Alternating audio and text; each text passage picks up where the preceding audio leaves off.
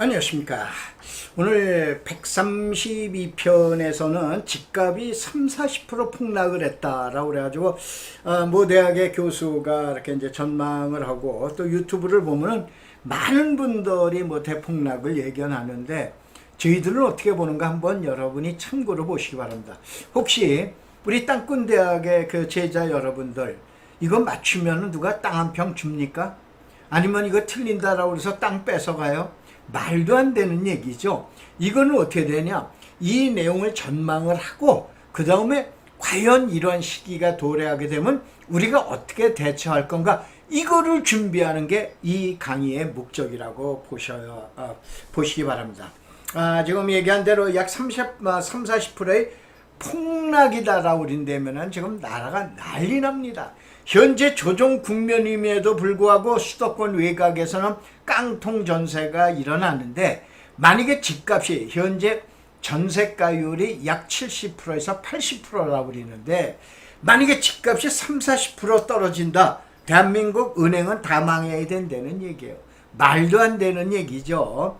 자, 그래서 우리 한번 어떻게 분석을 해야 되는가. 지금 우리 경기를 갖다가 경제 전문가 하는 분들을 보시면 많이 보셨죠. 자, 불황기에서 시작을 해서 회복기로 해서, 근데 호황기를 이미 지나서 후퇴기에서 불황기로 접어든다라고 얘기를 합니다. 이게 일반 경기예요. 일반 경기가, 그럼 이 바닥점을 어떻게 보느냐? 일반 전문가들이 내년도 2023년도 6월 달을 기점으로 보고 있더라는 얘기예요. 소위 말해서 불황의 이제 바닥이 도달하는 건 내년도 상반기하고 하반기 사이를 보고 있다 이런 얘기예요. 근데 보편적으로 부동산 경기는, 특별히 부동산학 개론에 나오셔서 공인중개사 여러분들은 잘 아시겠지만 약 6-7개월, 7-8개월 후행을 합니다. 그럼 부동산 경기는 어떻게 되냐? 지금 이제 호황기에서 후퇴기로 떨어지고 있다고 보셔야 돼요. 다시 한번, 부동산 경기는 일반 경기에 비해서 후행을 하고 있는데, 이게 보통 얘기하는 주택 경기죠. 자, 그러면 주택에 대해서는 이렇게 보세요. 늘 얘기했지만은 우리는 신규 수요와 교체 수요에서 부동산 시장이 움직인다? 택도 없는 얘기입니다. 다시 한번, 신규 수요와 교체 수요에서 시장을 제어하거나 방어할 수가 없어요. 뭐냐? 투기적 수요예요. 우리가 보통 보면은 우리가 시장을 안정화한다, 과열이 됐죠. 가수요를 억제하는 거예요. 그렇죠? 시장을 죽었어, 활성화한다. 뭐야? 가수요를 자극하는 거예요. 집사. 지금 얘기한 대로 이러한 시장으로 나가게 되는데, 우리가 한번 지난 과거를 한번 보자 이거예요. 바로 호황일 때 억제 정책을 씁니다. 올라가지 마라, 투자하지 마라 이거예요. 그 다음에 불황일 때는 투자하라고 그렇게 얘기를 해요. 보통 우리가 김대중 대통령 때는 IMF에 의해서 대한민국이 부도를 선언한 거 아니에요. 이때는 뭐냐? 투기를 조장을 해야 돼요. 이때 양도소득세가 어떻게 되냐? 5년 동안 보유하고 있어도 어떻게 됩니까? 양도소득세 감면해요. 집 사라 이거예요. 신규 수요 보고 집 사라, 교체 수요 보고 택도 없는 얘기예요. 지금 얘기한 투기적 수요, 제3 수요, 요 외부 수요 보고 집을 사라 이렇게 얘기를 합니다. 그럼 문재인 정부 때는 뭐예요? 부동산이 폭등을 해. 그럼 누구예요? 1가구 1주택 갖고 있는 사람을 갖다 제어합니까? 아니에요. 바로 뭐냐면 너 집 많이 갖고 있지? 바로 뭐냐면은 제3 수요, 투기 수요, 이 수요를 갖다가 억제하고 있는 거예요. 그 윤석열 정부 때는 어떻게 될 거냐? 투기를 방조하는 정책이 나올 거냐? 지금 얘기한 대로 부동산 시장이 하향 국면을 본격적으로 하게 되면 이제 투기에 대한 방조 정책이 나올 수도 있다 이런 얘기예요. 그래서 한번 봐보세요. 자, 호황일 때는 여러분 문재인 정부 때 기억나시죠? 한 달에 한 번꼴로 억제를 하는 거예요. 그런데 우리가 얘기하는 불황일 때 이명박 정부와 그 다음에 박근혜 정부 때, 이때는 부동산 가격의 폭락은 나라가 망하는 거라니까요. 이런 때는 어떻게 되나? 거의 일주일 만에 어떻게 되니까 한 번씩 살아나라 부동산 대책이 나왔던 거예요. 유명한 여러분들 지금 하우스 푸어 시대 아니에요. 집 사라. 지난번에 얘기한 대로 7년 동안 집값이 떨어졌다 이런 얘기예요. 이런 상황이 나온 거예요. 그래서 이러한 때 우리가 바로 뭐냐면 투기 수요, 이 수요, 제3수요, 투기 수요, 이 수요를 어떻게 움직이고 국가에서 어떻게 관리하느냐가 시장에 대해서 낮게 내려가냐 높게 가느냐 뭐 가느냐 이거를 주의해야 되지. 시장을 그냥 레세르페르 그냥 나는 거야. 방임정책으로 그냥 떨어지든 말든 내버려 둘 거야. 아니에요. 전 세계 어느 나라든 주택산업이라는 거는 뭐냐? 정책산업에 들어가 있음을 보세요. 그래서 자 여러분들 많이 강의해드렸던 강남에서 특별히 대치우성 아마 개포우성 하실 거예요. 요게 꼭 거의 되면은 7년, 8년, 9년 그러니까 8자를 기준으로 한 앞뒤에 오르고 내렸다. 그거에 대한 자료죠. 이 자료는 여러분들한테 이제 필요하신 분은 보내드렸으니까 그 다음에 어떻게 되냐 3년, 4년, 5년으로 해서 바로 3, 4년, 5년으로 했는데 가장 기준은 4년을 기준으로 해서 이와 같이 부동산 가격이 낙차가 컸다 이런 얘기예요. 자 이거는 어떻게 되느냐 자 여기에서 개포우성에 대해서 지금 여기에서 여러분들 어떻게 됩니까? 요게 저 부동산 뱅크죠. 부동산 뱅크에 있는 자료를 지금 10월달 기준으로 해서 2086년서부터 98년서부터 여러분들 98년도에서부터 10월달서부터 자료를 쫙 많았어요. 그래서 지금 얘기하는 1988년도 10월달 전고점 1억짜리가 얼마 돼? 2억 6천에다 2억 8천까지 지금 거의 3배가 올라가죠. 그 다음에 98년도 자료는 어떻게 되니까 10월달에 전고점 2억 8천이 어떻게 되냐 2008년도 10년 사이에 2억 8천짜리 약 3억짜리가 어떻게 됩니까? 5배나 올라요. 15억으로 올라갑니다. 그래서 이러한 자료들을 쫙 분석을 했어요. 그래서 자 2018년도 19년도 이러한 자료들을 백데이터를 놓고 분석을 해야지. 지난번에 모 대학교에서는 2009년도 2010년도 일어난 자료를 가지고 하는데 그거는 아니다 이런 얘기예요. 그게 결론 나오잖아요. 자 우리가 경제 위기가 나온 게 IMF 때 경제 위기. 그 다음에 2008년도 글로벌 리스크 때 이런 변화가 오죠. 결국은 이 변화를 갖다가 예측을 해보면 어떻게 됩니까? 지금 얘기한 대로 7년 동안 약세로 가요. 정확하게 강남은 2007년도가 하방 가격입니다. 소위 말해서 지금 얘기한 최고점 가격이에요. 그 다음서부터 2007년서부터 2008년도가 일반 지역이 떨어질 때 먼저 하향 국면으로 갑니다. 그 다음에 어떻게 됩니까? 7년 동안 지속적으로 상승을 해요. 바로 뭐냐면은 15년이라는 주기를 보고 7년 동안 끝까지 내려갔다 또 7년 동안 올라가게 돼요. 그래서 이 자료를 여러분한테 데이터를 갖다 전부 분석해 드릴 수 없으니까 그래서 2007년서부터 2013년까지 침체가 너무 길었다 이거예요. 그래서 2014년도부터 2017년까지 자 여기에서 여러분 수도권에 계신 분들 잘 아세요. 여러분 혹시 사는 동네가 2014년도에 집값 올랐어요? 안 올랐어요. 2015년도 안 올랐어요. 2015년이나 16년서부터 올랐는데 어디? 강남은 이미 먼저 오르고 먼저 오르면서 리딩을 해왔다 이런 얘기예요. 그래서 지금 얘기한 대로 엄청 올랐는데 이때 거의 3개월 사이 6개월 사이에 더블 가격이 됩니다. 지금 얘기하는 1개월에 1억씩 피가 올라가는 거예요.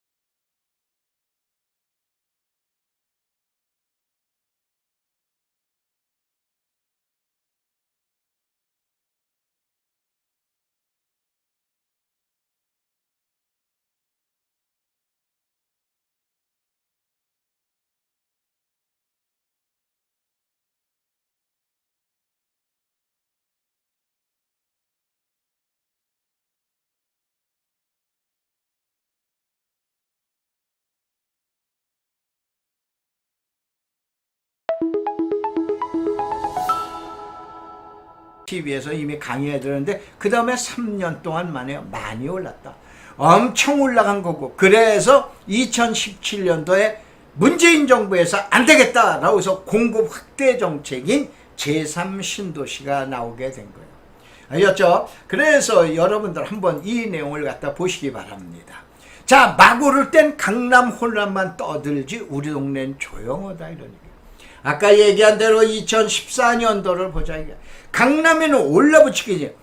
보통 얘기하는 여러분들 개포주공, 지금 개포주공 1단지 10억, 11억짜리 아파트가 지금 32억까지 됐잖아요. 이때 바로 뭐냐면 10억짜리 아파트가 거의 20억대로 올라붙어 버리는 거예요. 근데 이때에 지금 얘기한 수도권이나 웬만한 지역에서 봐보면 2014년도에 조용했어요. 그래서 이거를 잘 여러분 보세요. 그래서 강남이 혼자 오른다고 떠들지 1년 정도. 자, 여기서 어떻게 되느냐. 여러분 한번 잘 보세요. 강남이 자, 우선은 제일 먼저 아까 얘기한 저점이라고 그런 건 지나봐야 알아요. 고점도 지나봐요. 바닥인 거는 지하실이 1층인지 지하실 3층으로 내려간지 지나봐야 하는 거예요. 고개가 지금 제일 위에 피크점인 것도 지나봐야. 그런데 이 지나보는 걸 언제 하는지 아세요? 6개월이면 엄청 빠른 거예요. 그래서 지난 3월 달을 갖다가 기점으로 볼 거냐, 작년도로 기점으로 볼 거냐. 그래서 아마 금년도의 하반기가 돼서 본격적으로 시장이 일어났다면 금년도 2022년도 상반기 1, 2월 달에 1사분기인 1, 2월 달에 바닥점이 되는 거에 나타나는 거예요. 다시 한번 한 달 지나고 난 다음에 유튜브를 봐보면 한 달 지나고 난 다음에 바닥점 올라갔다, 고점 올라갔다. 말도 안 되는 얘기예요. 다시 한번 이분들은 그냥 그분들끼리 놀라오세요. 우리들은 어떻게 되냐? 고점과 저점은 최소 6개월에서부터 최대 1년이 지나야 안다, 이런 얘기예요. 그 다음에 강남의 움직임도 어떻게 되냐? 6개월의 움직임은 빠른 거예요. 보통 1년 정도가 지나야 알게 되더라, 이런 얘기예요. 요걸 참고적으로 잘 알아서요. 그래서 자, 떨어질 때는 우리 동네만 떠들지 강남은 조용한 거예요. 지금은 어때요?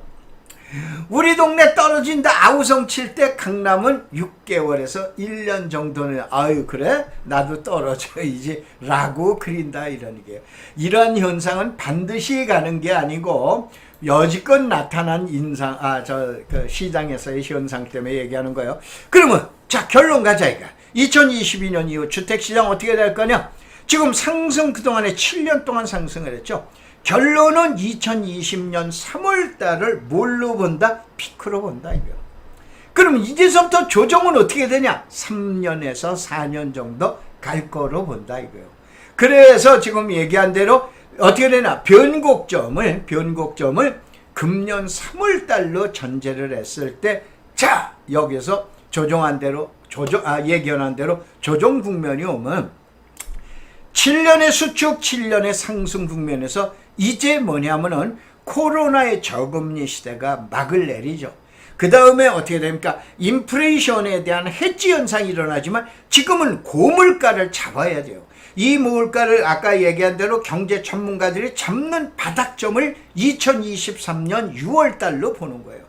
그럼 이러한 모든 거를 갖다 참아내 봤을 때, 자, 90년도, 98년도, 2008년도 늘 예전에도 유튜브에서 강의한 것처럼 30%의 폭락이 있었지만은 그렇지는 아니하다, 이거예요. 얼마로 본다? 10%에서 20%. 20%가 된다 하더라도 상당히 큰 문제예요. 그래서 이러한 내용을 갖다 놓고 봤을 때, 자, 어떻게 되냐? 이거예요. 자, 강남을 놓고 보자, 이거예요. 보통 얘기한 평당 1억, 지금 얘기한 34억, 32억서부터 34억이죠. 개포 1단지는 지금 32억이고, 그 다음에 우성도 지금 32억, 31평형이 이렇게 나와 있는데, 결론은 25억에서 27억을 저는 마지노선으로 보고 있는 거예요. 여기서부터 더 내려간다 라고 그런다면 외곽에 일어나는 여파가 엄청 크다, 이거예요. 그러면 지금 얘기하는 전세입자의 막말로 얘기할까요? 간단히 하면 절반 이상이 깡통부자로 가게 됩니다. 이래서 정부가 그냥 있을까요? 지금 얘기한 대책이 나옵니다. 그래서 8월 달에는 안 떨어지려고 발부둥쳐요. 지금 서초구가 그렇죠. 강남구도 서서히 송파는 떨어져 나갔죠. 그 다음에 강남 상구에서 송파는 떨어져 나가고 강남구가 싹 움직이려고 그러니까 서초구가 마지막으로 반항을 오고 있죠. 10월 달에는 떨어지는 게 이제 눈에 보이기 시작합니다. 그 다음에 12월 달 정도 되면 본격적으로 하향시장이에요. 그래서 25억 정도로 붕괴가 시작될 거다 이거예요. 얕게 내려갔을 때는 6, 7억, 깊게 내려가면 25억까지 가지 아니할까라고 그러는데, 이러한 시장의 첫 조짐, 완전한 하락은 12월 하순으로 보고 있다 이런 얘기죠. 자, 그러면 이제서부터 어떻게 되냐? 요즘 주택시장 예전하고 달라졌죠. 옛날에 강남이 앞서면은 후속 지역이 졸졸 떨어다니고 시차는 6월에서 1개월 차이 상승폭 또한 강남이 컸지만 하락대는 또 어떻게 되냐? 강남보다도 외곽 하락폭이 더 현저하게 낮아졌다 이게. 근데 이제 이 등식이 서서히 깨지기 시작해요. 외곽의 상승 하락의 반전이 시작되고 그러면은 종전에는 선거 등 각종 지표가 주택시장을 달아오르게 했는데, 앞으로는 뭐냐? 선도 세력이 없는 거의 전국이 하나의 통속이에요. 자, 지금 시간이 없으니까 간단하게 하면 강남의 서초구 그러면 구반포예요. 구반포가 올라가면 삼풍 쪽으로 해가지고 이제 레미안으로 올라가고 그 다음에 무슨 무지개 쪽으로 넘어갔어요. 그 다음에 압구정동이 현대가 되면 그냥 한양으로 갔고 그 다음에 라이프 미성으로 갔다 이런 얘기예요. 근데 이게 없어요. 강남 전체에서 구반포에서 평당 1억에 거래됐대. 그러니까 우리 얼마지? 라고 그러면서 하나의 통속으로 묶여집니다. 여러분 잘 아시는 AI 세대가 되다가 보니까, 시대가 되다 보니까 이제는 하나의 통속으로 보셔야 돼요. 그래서 이제는 주택시장이다라고 하는 건 하나의 통속, 전국의 하나가 움직인다 이런 얘기예요. 그래서 이런 때는 어떻게 되냐? 가장 중요한 건 우리가 이런 때 어떻게 대처할 건가를 보세요. 반대 현상으로 생각하세요. 현재. 그 다음에 자, 우리가 보통 미래가치와 지역가치, 이게 부동산에 붙는 피라고 그런 거예요. 예를 들어서 지난번에 잠깐 설명을 드렸지만 개포 1단지 재건축하는데 공시지가가 땅값이 평당 6,200만, 공시지가가 그런 거예요. 그러면 강남의 주택지 가격은 평당 얼마냐? 9천만 원, 1억이라고 봐주셔야 돼요. 공시지가가 이러니까 현가율로 한다 하더라도 8, 9천만 원이 된다는 얘기예요. 그러니까 얘기하는데 이런 현상으로 나오는데, 이때 이게 바로 뭐냐면은 가격이 조정받게 되면 미래가치와 지역가치가 떨어집니다. 왜 그러냐? 여러분 개포 포스티지 지금 얘기한 1단지가 4,800, 5천에 분양을 했죠. 근데 시가가 지금 1억이죠. 따블이 붙다가 보니까 약 200대 1, 300대 1까지 왕창 붙었잖아요. 그러면은 이런 때 무슨 가치가 있냐? 지역가치와 그 다음에 미래가치인데, 미래가치가 재건축, 재개발, 이 가치가 먼저 떨어지는 거예요. 그래서 부동산 시장이 좋을 때는 뭐 어떻게 되냐? 재건축 시장이 좋고 재개발 시장이 좋은 거예요. 부동산 시장이 떨어지게 되면 무슨 시장서부터? 재개발 시장, 재건축 시장서부터 위축이 되는 거예요. 이게 미래가치와 지역가치라고 그러는 거예요. 그래서 이거에 대한 내용이 바로 이겁니다. 그래서 여러분들 한번 보시고, 그 다음에 이번 주 토요일날, 일요일날인데 7일날, 6일날, 7일날, 토요일날, 일요일날 여러분들이 마포에서 그 다음에 강남역에서 여러분들 강의하니까는 여러분들 한번 오셔서 이 마지막 내용을 한번 보시기 바랍니다. 그럼 팬데믹 이후에 어떻게 될 건가 한번 보자 이거예요. 투기성 자금이 주택에서 이탈되는 거예요. 맨날 부동산에 있는 게, 자, 저금리일 땐 돈이 갈 데가 없어요. 고금리로 가면 돈 갈 때 엄청 많습니다. 이때 기대이율, 요구 수익률이 올라가는 거예요. 알겠어요? 그래서 금리 채권, 이게 부동산 시장에 몰려 있는 게 아니에요. 다시 한번 금리가 지금 얘기한 그 저금리일 때, 저금리 또 불황 국면일 때, 이때에는 돈이 갈 데가 없다니까요. 그래서 주택시장으로 몰리는 거예요. 그런데 이게 금리가 올라가잖아요. 중금리, 고금리로 올라가면 돈이 갈 데가 많은 거예요. 돈이 갈 데가 많으니까 부동산 더 안 가요. 그러니까 어디로 가느냐? 금융시장이나 채권시장으로, 주식시장으로 막 몰려가는 거예요. 그래서 이렇게 되는 거예요. 그래서 이런 내용 가지고 이거를 보셔야 돼요. 이걸 보시고, 자, 이거에서 마지막으로 나오는 거는 이제 뭐 여러분들, 어떻게 되나, 우리 땅꾼 대학에, 원래 졸업이 2025년 12월 달이었는데, 요거를 평생 졸업으로 무한대로 연장했다라고 그러는 거를 말씀을 드리겠습니다. 자, 고맙습니다. 감사합니다.